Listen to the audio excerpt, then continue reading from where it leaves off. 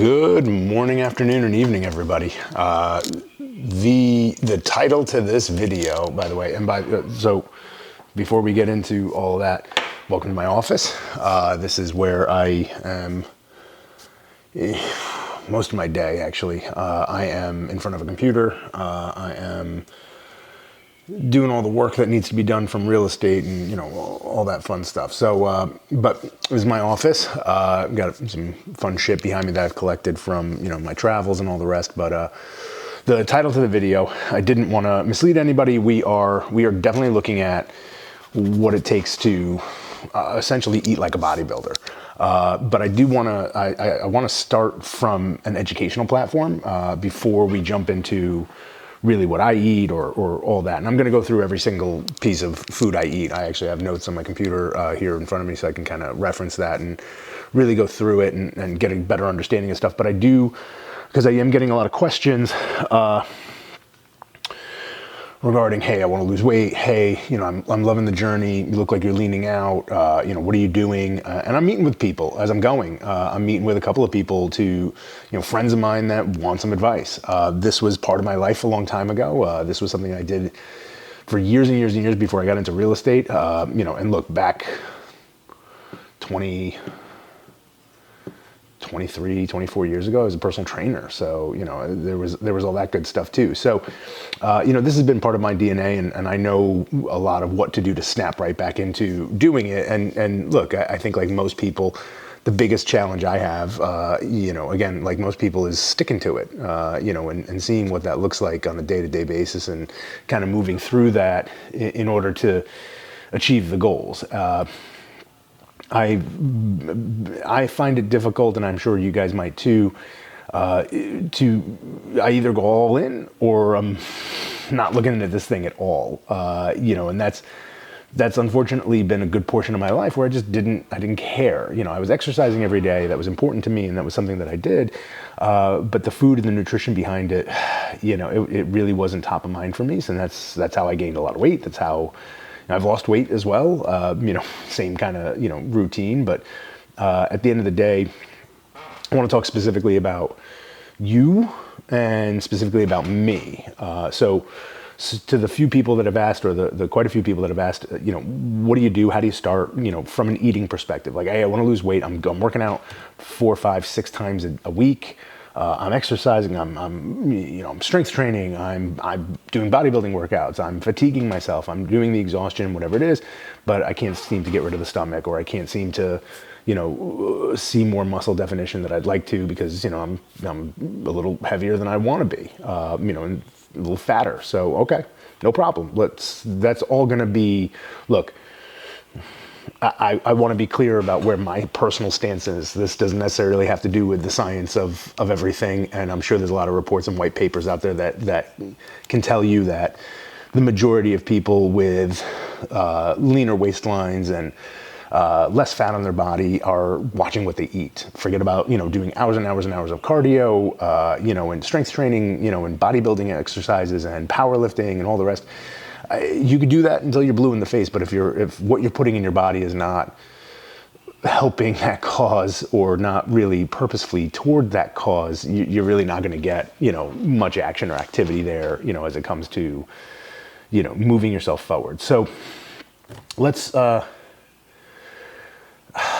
with a couple of different things, right? So first thing is, basal metabolic rate.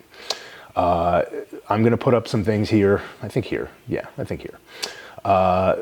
Here or here, depending on where I point in the video. How about that? Let's talk about your basal metabolic rate. What that is essentially, is your baseline calories needed in order to move your body forward and just go through your day, a normal at-rest kind of day, not hyperactivity, not, going into the gym, not doing any of that. Great place that I found to look at that as I kind of, prepped up for this video was Garnet. Where'd it go?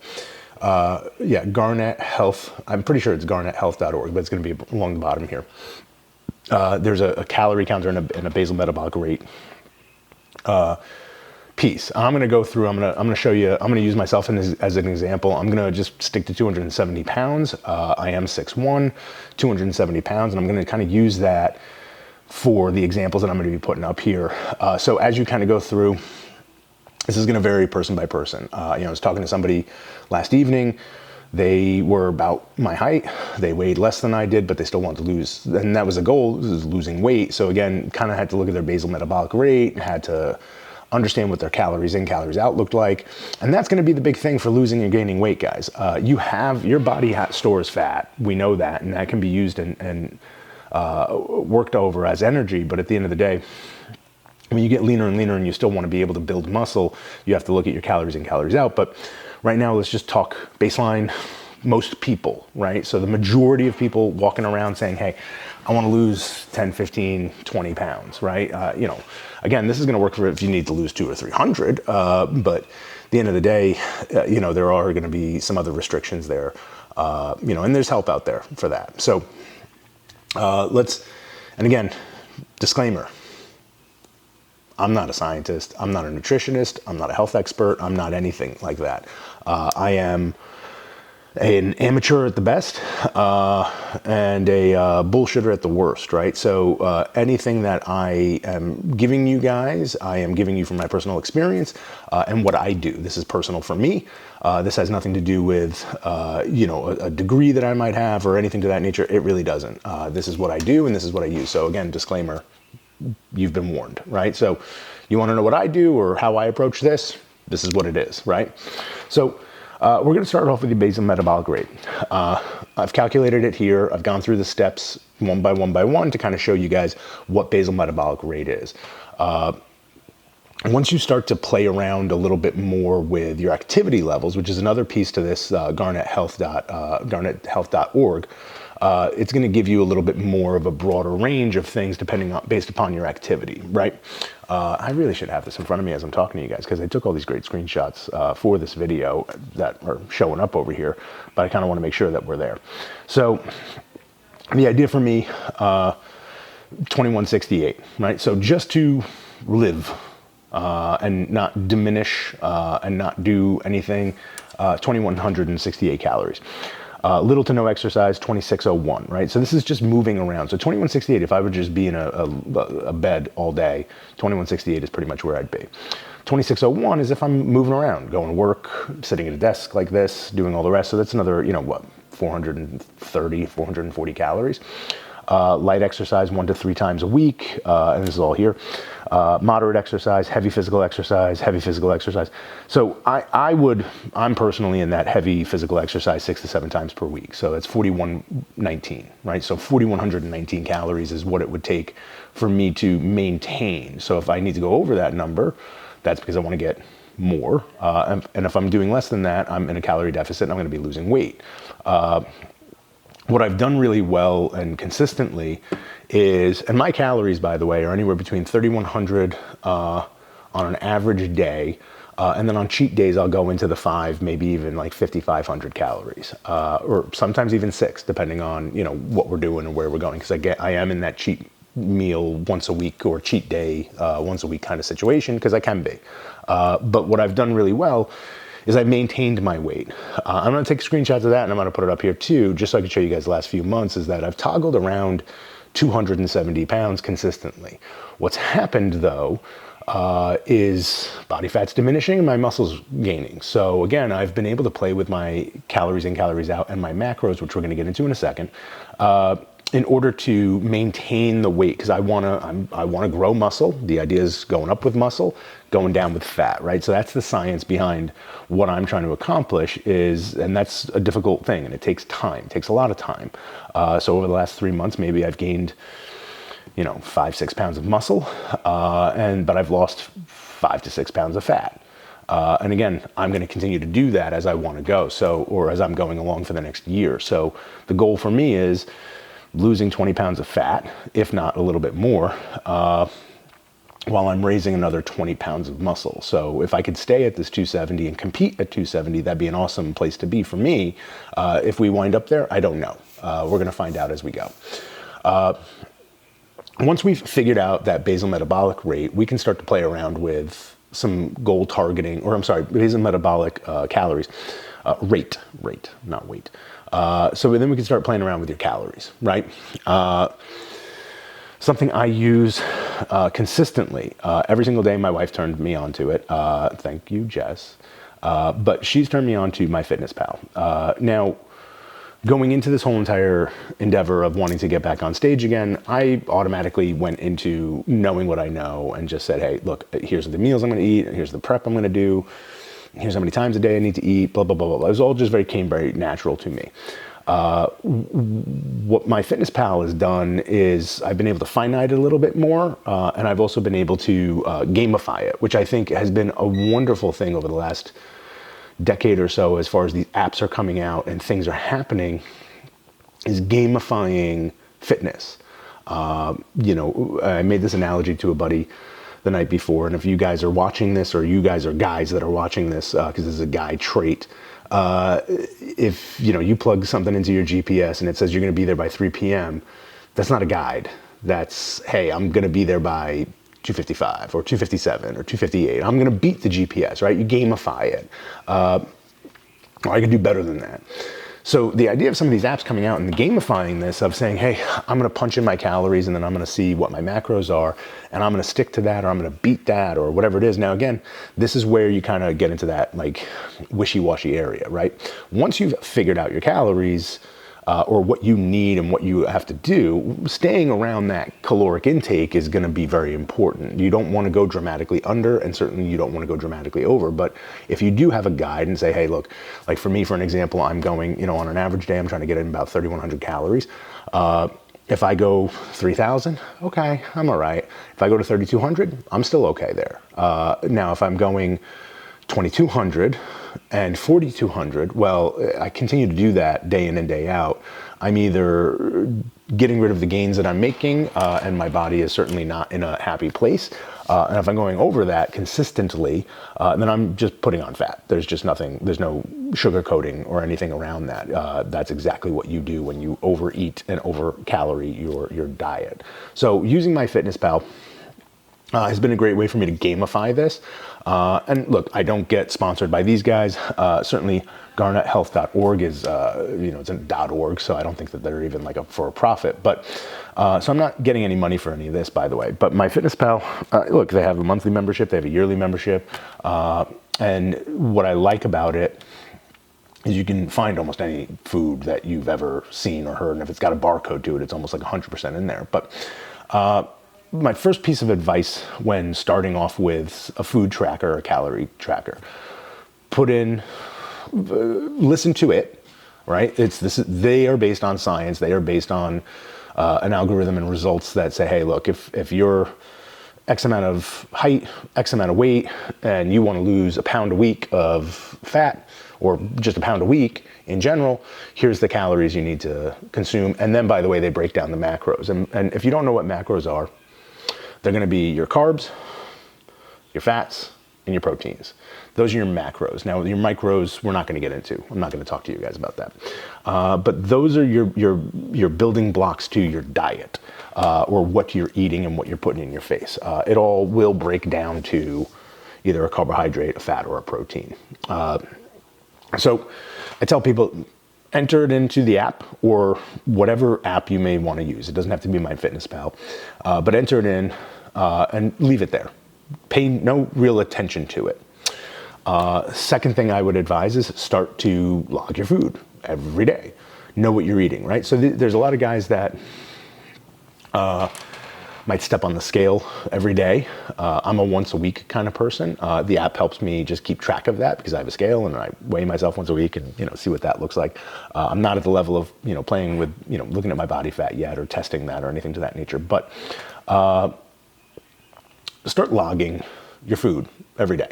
So everything you're doing, and again, you're only as good as the data that you're able to provide. Right? So if you download this app, you pay for the app, or you download all these other apps and you're paying for all these other things, but you're lying to it, or you're not entering things, or you're entering things that aren't accurate, or I forgot a day. Well, all right, look, how important is this to you? Really, I'm asking for a serious reason, and I want comments like, how important is it to you to lose weight or tone up or feel better? Gentleman I was talking to the other night's got kids and frankly wants to live longer with his kids and knows that he's got to, lose some weight to do so, or be beneficial for him to lose some weight to do so. All right, well, I don't know what a better goal is out there. To be around longer for your family by losing some weight because, cardiac arrest and, heart problems and brain problems and strokes and diabetes, all these things just, they add up. It's all going to come to get you at some point if you don't take care of yourself. And it just makes it that much easier. So anyway, off my soapbox on that. Start tracking your food, right? You just start entering in your food, everything you eat during the day. You enter all, and look, MyFitnessPal has a breakfast, lunch, dinner, and then snacks. You can understand that my snack section is huge because I eat about 6, 7, 8 times a day, depending on the day. And I'm going to go through specifically what I eat every single day, right down to the ounces, right? So you guys have an understanding of that.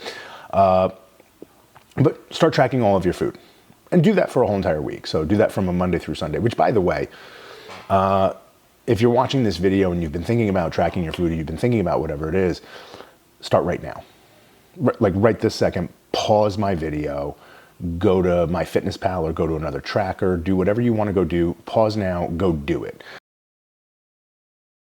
Because every single workout routine, every single time somebody wants to start a new diet, somebody wants to make a life change, all this other stuff. By the way, you know when the most popular day of the week that it starts? Tomorrow. Don't wait. Don't wait for tomorrow. Tomorrow, and again, for you guys get the joke. And it's not a joke. It is. Everyone says, well, I'm going to start this tomorrow. I'm going to do this tomorrow. I'm going to stop drinking tomorrow. Or I'm going to start eating healthier tomorrow. Or I'm going to start, exercising tomorrow. Tomorrow. Get off your fucking ass and go to the gym tonight, or today, or this morning, or whenever you're watching this video. Go for a walk around your block. Put down the ice cream. Put down the alcohol if that's something that you want to quit. There's no real reason to wait until tomorrow. And everyone goes out with the last hurrah. I'm going to order a pizza tonight. But then tomorrow, I'm going to be back on track. You have no idea what that does to you psychologically, by the way. So today is the best day to start. All right. So track your food Monday through Sunday, get a full week in there, or Tuesday through, Tuesday, Monday, or whatever it is. Like whenever you're starting this, track a full entire week, right? And know that in the back of your mind, hey, this is the day I started and I've got to go take a look at this a week after that. Full 7 days of logging your food. Now, what I want you to do is see how close you got to the goal. See how close you got to the calories. See how close you got to the macros, your carbohydrates, proteins, and fats. And see how off you may be and say, well, and some analogies I make is that you have some of these people that, might be really heavy, unfortunately, but they sit back and they say, well, I don't eat, I only eat once a day. Okay, but that once a day you're taking in 5,000 calories. You're ordering takeout or you're doing whatever. You don't really know what you're eating within that 5,000 calories. You just are eating this enormous meal one time a day. I'm going to talk to you about metabolism, but you're eating 4,000, 5,000, 6,000 calories, but your body only really needs 2,700 to, maintain itself and then, of course, lose weight. So you're doubling your caloric intake. And then some people don't realize some of the little things that you do on a daily basis do add up anyway. So some people are like, well, I eat really healthy. I go to Chipotle and I do this and I do that. Do you know what your portion sizes should be? Are you getting in the right amount of protein for the muscles to recover? Are you getting in too many fats? And fats are a tricky thing, right? There's a lot of fat in a lot of stuff. Or the carbohydrates coming from sugars. Again, we're not going to get into these micros of what goes on, but you should be looking, and by the way, the MyFitnessPal is going to look at all of that. It's going to be potassium, sodium, sugar, all of this fun shit that you guys can start to look at. I would not tell you to get into that kind of stuff immediately.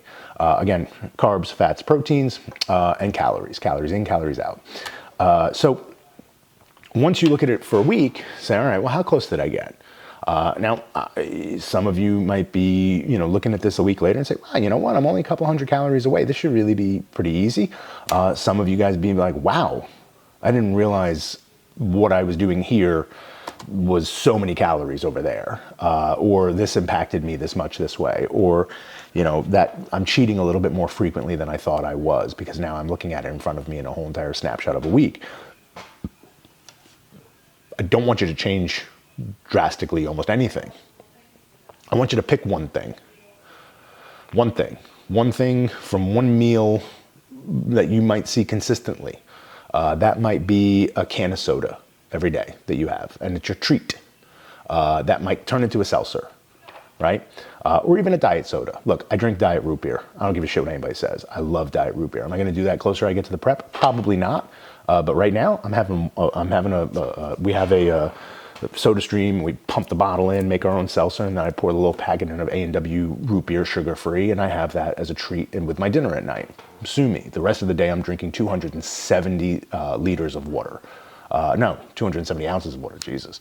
So I'm having 270 ounces of water a day. You guys can go to hell if you think I'm going to stop my one little bottle of root beer I have every night, or diet root beer. But I want you to take that one thing and change it, right? So it might be a couple of packets of sugar in your coffee. Change it. Put in sweeteners. Put in something that's a little bit artificial. Again, I'm not going to tell you I don't use Equal. I do. Again, are you going to weigh the pros and cons to, what things are going to be telling you is like, this is causing this is causing, great. Get rid of the sugar, right? So just change the sugar in the coffee. Change one can of soda to diet soda, but just one change. Now I want you to do that for the next week too. So now you're in week 2, find one of those things, and maybe it's a bigger thing this time. Maybe it's a little bit more of a substitute of saying, you know what, I have hamburgers, or I have chopped meat, or I have meatloaf, or I have something once a week, and I'm using 80-20. I'm going to change to 90-10. Okay, cool. Or I'm going to change to turkey. It could be really dramatic, where I'm going to make turkey burgers. I'm going to make a turkey meatloaf, or I'm going to do ground chicken. Okay, awesome. Change that, right? Change that one thing. And by the time you're done, over about 4 or 5 week period, you've changed about 4 or 5 things throughout your whole entire day that are dramatically, and by the way, at 4 or 5 weeks, you should be seeing some change. Just again, making these micro changes, this one little change, you're going to see this huge change, right? So I have other videos where on other things that I talk about small W's. These are small W's, and those add up to very big wins. But at the end of 4 or 5 weeks, not only are you going to see a little bit of a change in your body because it's responding to not having the sugar in the coffee or the sugar in the soda, or a bowl of cereal might change into a bowl of oatmeal with a little bit of brown sugar instead of a box of Trix. Your body's going to respond to that by feeling better too. So not only are you going to start to look a little differently, which is awesome, you're going to start to feel better. You're going to have more energy. I guarantee it. I guarantee the better you eat, the more energy you're going to have throughout the day. And I'm not saying that you have to make these crazy sacrifices either. Like, look, you want to have hamburgers once a week, go for it. I'm not going to tell you I don't. We've been talking about hamburgers, my partner and I, for like a few weeks now, and I just want to order 5 Guys one of these nights. And that's going to be a cheat meal I have at some point. It's going to have, some 5 Guys. Now, if I'm going to do that every day, fuck no. But I'm going to have that once every month, once every 2 months. I might crave that. I might crave Chinese food. I might crave a full fucking pizza. And I can do that as long as I plan to have that, and I can figure out what I want to do with my day and my diet and my workout and all the rest. But again, I know the next day I'm probably not going to feel as great as I do when I'm having, some lean beef or turkey or chicken or fish. But hey, look, it makes me happy in the moment. That's fine too. But if you're doing these things consistently, that's the problem. So after the end of the 4 or 5 weeks, you've made 5 changes every single day, every single week. And it's little changes, right? It's not dramatic to say, hey, by the way, and I'm going to go through my diet in a second. I'm not telling you to eat like this. Because if you guys went from what you're eating now to what I'm eating today, it's night and day. For the majority of people, like maybe you guys that are watching, a guy like me on YouTube or TikTok or wherever you're watching me, this maybe is close to what you are doing, but you haven't necessarily, figured out some of the smaller things or whatever it is. So, but the people that go from A to Z the next day, significant failure rate. I don't have the percentages in front of me, but I guarantee it's close to 90, if not over 90% for people that want to make huge dramatic changes within a day. What I used to tell clients, or even, even friends and everything, like, hey, I want to start working out. Cool. Start 3 days a week, right? Or go for a walk every day for 20 minutes. Just do that, start there. And if you can do that consistently for about 2 or 3 weeks, then join a gym. Make a financial investment, join a gym, find a cheap one so you're not like crushing your soul. $25. You can get gym memberships for $20 a month. You can get gym memberships for $200 a month. Find a gym, commit to going 3 days a week. Start to succeed there. Never start at 7 days a week doing anything, by the way. I'll never advise that because the only way you can go is down, by the way. And then you start to get into really good mental stresses of like, hey, I missed a day this week and maybe I'll do twice a day, 1 day next week, and then that misses, and then you miss 2 days, and start at 3. Go to the gym 3 days a week. Walk around your neighborhood 5 days a week. And make it an activity with, a loved one or spouse, a family member, a neighbor, anybody, and just talk for an hour, or 20 minutes or whatever. Start moving, right?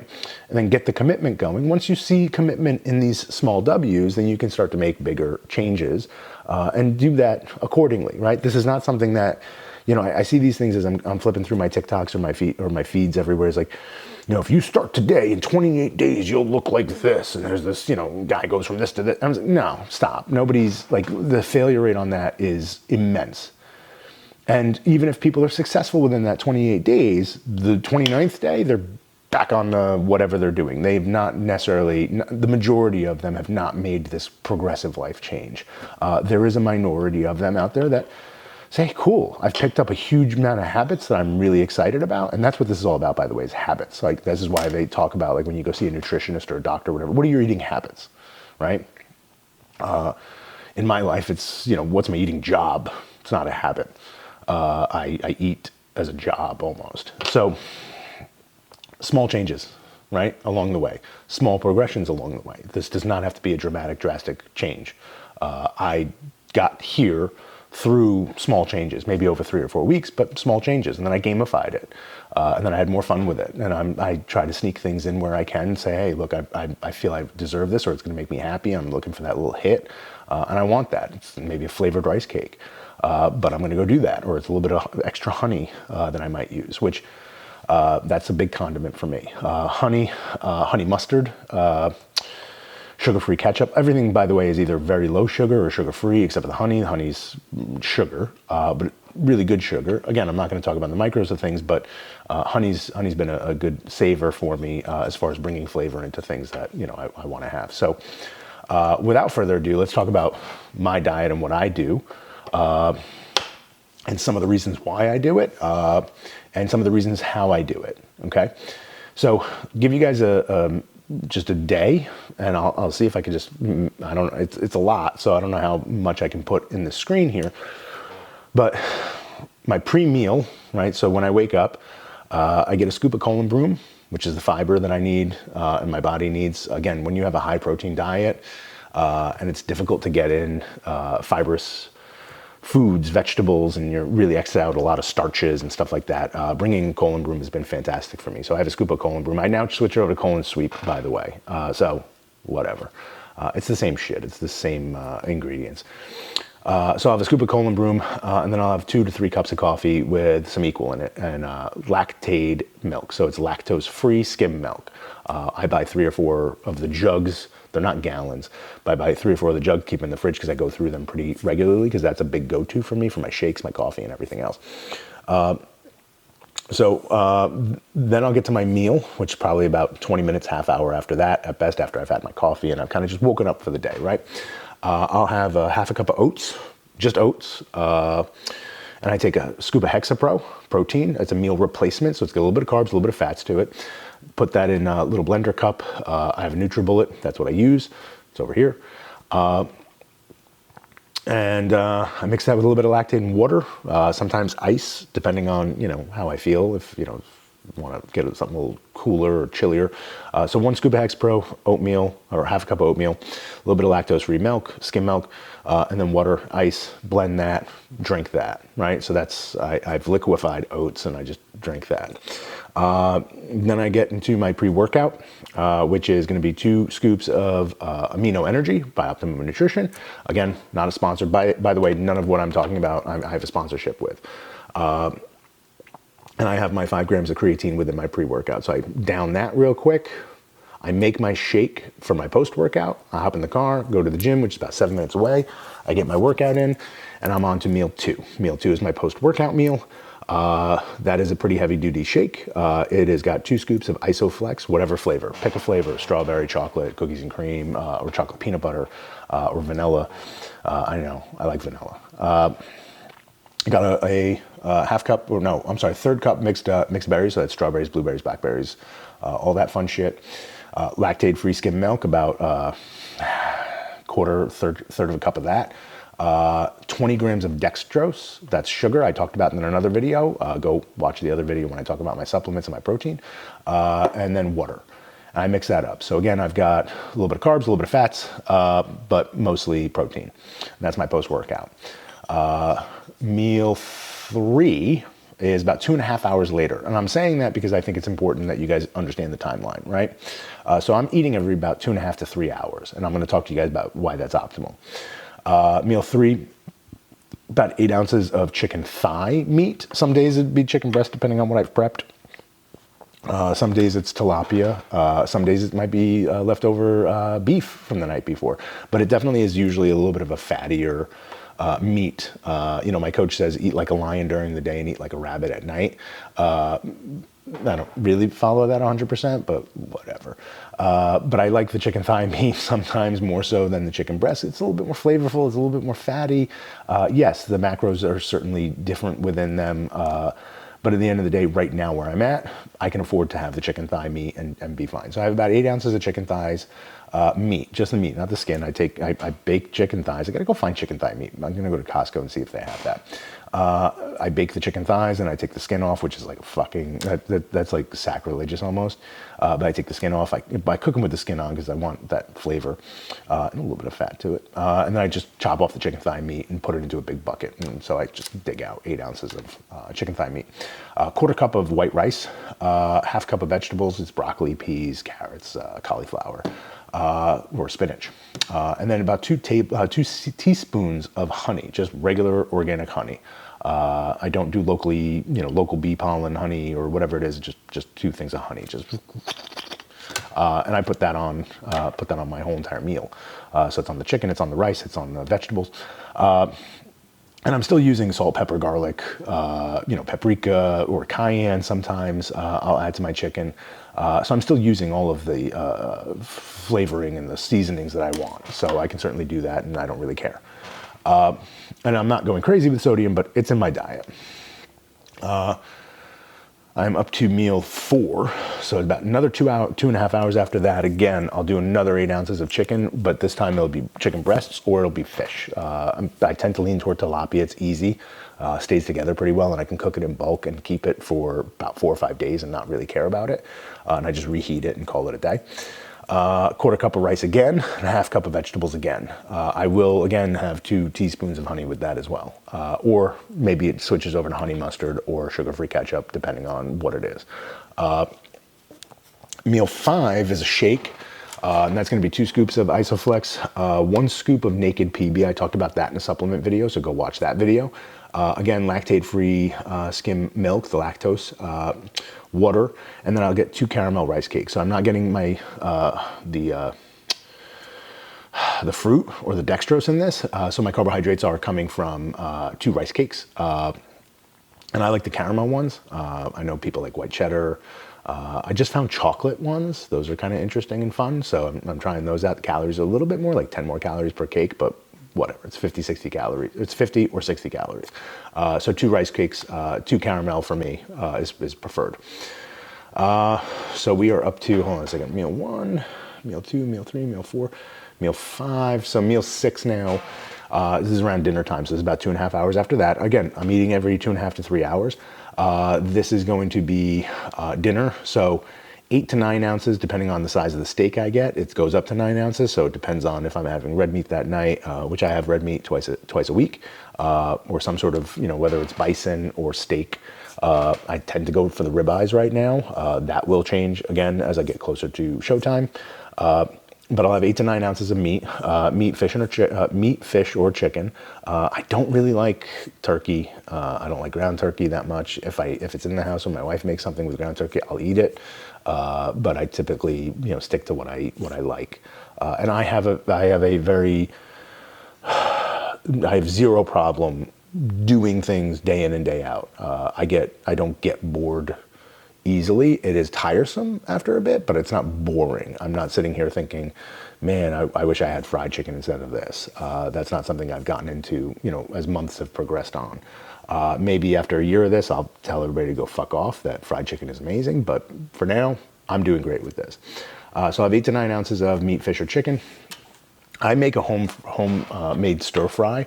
So I take white rice, the white rice that I make in bulk, which again, I'll talk about that in a second. Take a little bit of soy sauce to it. So that's my salt. And I'll fry it in the pan after I've made my steak or my chicken or my fish for the evening. And I'll fry it in a pan. And throw some peas in there, maybe some chopped onions, which I do every now and again too. And I make a little stir fry. And I'll have, a half a cup of that. Am I getting a half a cup? Yeah, about a half a cup of that. And also I'll add some egg whites into it. So I'll fry up some egg whites, put it into that too, in the pan. So it really does make like a real legitimate kind of like a stir fry rice. So it gets a little bit more protein, gets the flavor from the soy sauce. And it's just a fun little way to like just put it on the plate and then put your meat over it and make it almost feel like you're having Chinese food when you're not. I do like potatoes as well, so I'll have 6 to 8 ounces of potatoes, depending. It's either or, by the way. It's not I'm having rice and potatoes. It's either rice or potatoes. So I like potatoes, and I tend to bake the potatoes in the oven. Not a whole baked potato. I like to cut them, put a little bit of Pam on them, salt, pepper, oregano, parsley, garlic, and then I make those, but it's really just straight up potato. It's not anything more, anything less. And I'm not frying them in oils and stuff like that. So it'd be, 6 ounces of potatoes, or half a cup of my stir fry rice, or just white rice if I really don't have the time to do my stir fry. And then I'll get my vegetables in there too, which is great. And then the last meal of the day is about an hour or so before bed. I will get 2 scoops of casein protein, 1 scoop of naked PB with lactose-free skim milk, and I will more than likely have 2 more rice cakes, because at night, just like everybody else, I don't care who the fuck you are. I don't know why this happens. I know there's science behind it, and I can't remember exactly why it happens, but I get those cravings at night, just like everyone. I'm not hungry per se, but I want something sweet, and I have a sweet tooth. So I'll have 2 more caramel rice cakes, or 2 chocolate rice cakes now that those have entered in. And then right before bed, about a half hour before bed, I'll get 1 more scoop of colon brew in, and that's my day. So that's a very typical, very standard day for me. About 5 to most of the time 6 days a week. That's what I'm eating. And then again, I take that 7th day. It's decently close, but then I add in a meal or 2 that are cheat meals. So if I want pancakes, I'm going to go get pancakes that day. If I want a pizza, I'm going to go get pizza that day. If I want Chinese food, I'm going to get Chinese food that day. As long as my goals are continuing to progress. Now, if I start to go backwards in any sort of way, or if I do that too consistently, got to put a stop to that, reset, go back on it. So let's talk about why I eat so frequently. This is, your metabolism and your body wanting to go into survival mode. And we'll talk about that in 1 second.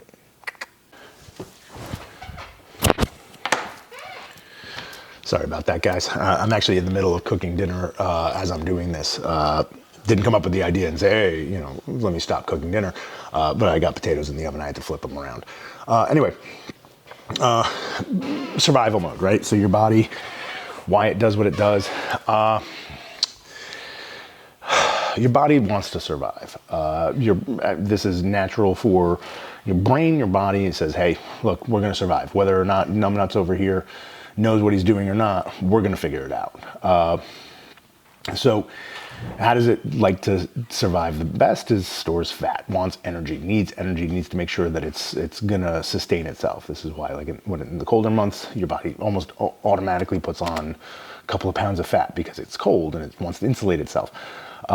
Your metabolism works very similarly to this, where if you are not eating, it kind of goes back to the person I mentioned earlier in the video. If you're eating 1 time a day, let's use that person as an example. That one time a day, they're eating 4,000 calories, 3,000 calories, whatever it is.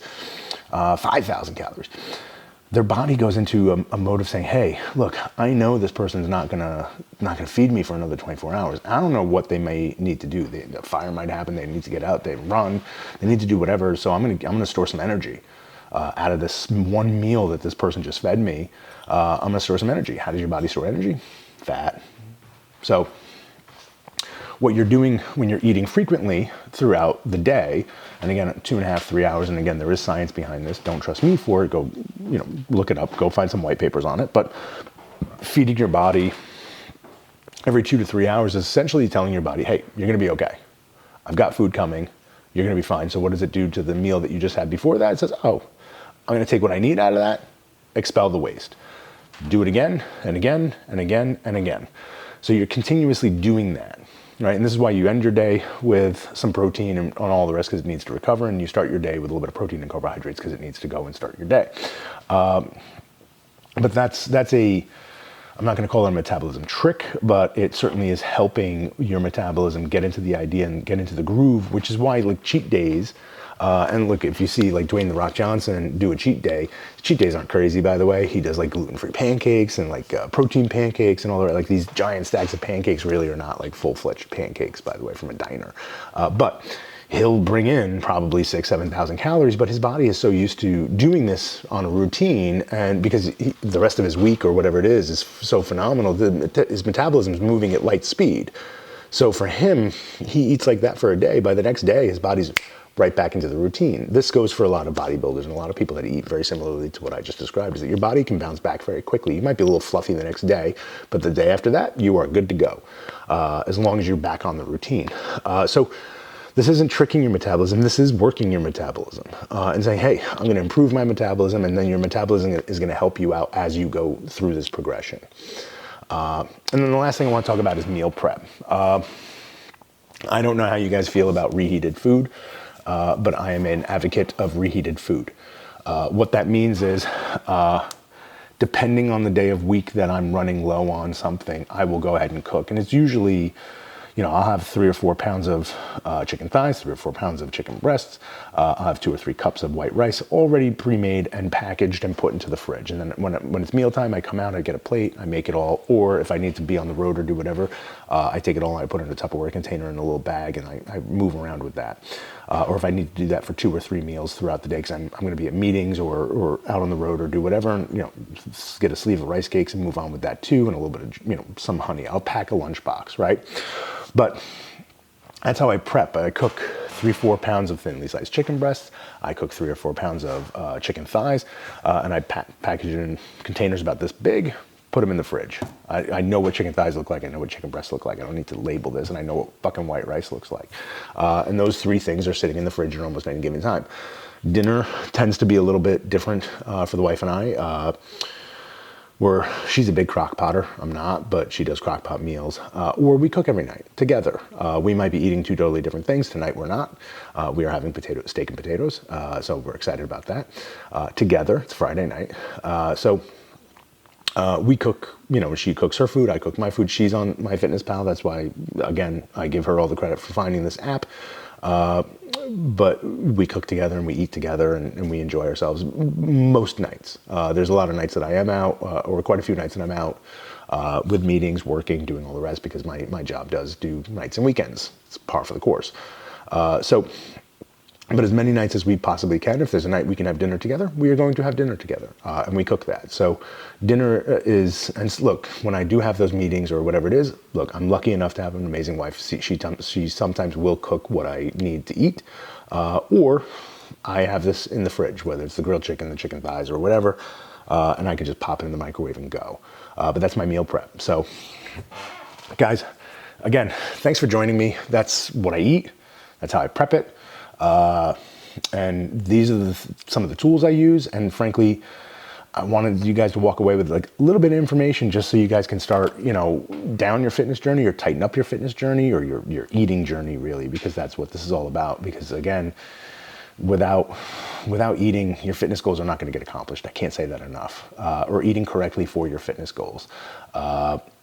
calories in, calories out is a big deal, and your macros is a big deal as well. So let's start there. And as we progress through this series, I'll be able to add a little bit more about why salt is what salt is, sugar. I could probably do a whole entire video on sugar and why it's just fucking horrible for you. But I digress. Guys, again, like, subscribe, share, do everything and anything. I appreciate all of you, and see you next time.